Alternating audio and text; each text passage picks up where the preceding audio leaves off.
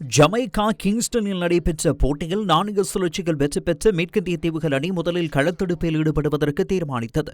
இதன் பிரகாரம் முதலில் துடுப்படுத்தாட களமிறங்கிய இலங்கையின் முதல் 3 விக்கெட்டுகளும் 43 ஓட்டங்களுக்குள் வீழ்த்தப்பட்டன.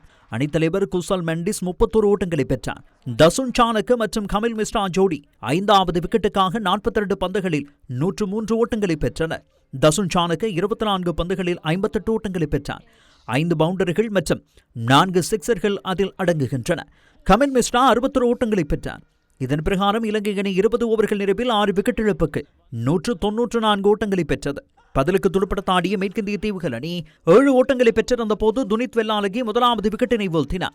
மேற்கிந்திய தீவுகள் அணி 9 ஓட்டங்களை பெற்றிருந்த போது துஷ்மந்த் சமீர 2வது விக்கெட்டினை கைப்பற்றினார். மேற்கிந்திய தீவுகள் சார்பில் ரோமன் பவல் 43 ஓட்டங்களை பெற்றார். பந்து வீச்சில் துஷ்மந்த் சமீர மற்றும் வனிந்து ஹசரங்க ஆகியோர் தலா 3 விக்கெட்டுகளை வீழ்த்தினர். துனித் வெல்லாலகி 2 விக்கெட்டுகளை கைப்பற்றினார்.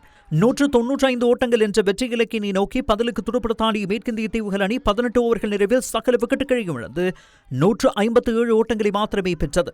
தொடரின் தீர்மானமிக்க 3வது 20-20 கிரிக்கெட் போட்டி நாளை நடைபெறவுள்ளது. ஜமைக்காவில் உள்ள கிங்ஸ்டன் மைதானத்தில் இலங்கை நேரப்படி நாளை காலை 6 மணிக்கு போட்டி ஆரம்பமாக உள்ளது. மேற்கிந்திய தீவுகள் அணிக்கு எதிரான சர்வதேச ஒருநாள் தொடரை இலங்கை அணி கைப்பற்றியிருந்தது.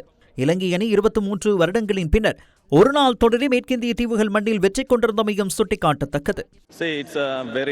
இது எனக்கும் அணிக்கும் மிகவும் விசேடமானது. இந்த தொடரில் எதிர்பார்ப்பை வைக்க முடியாதுள்ளது. நான் விரும்பியவாறு விளையாட வேண்டிய தேவை காணப்பட்டது. ஆகையால் ஆட்டத்தை எனது கையில் எடுத்தேன். நான் அளித்த பங்களிப்பு தொடர்பில் மகிழ்ச்சி அடைகின்றேன்.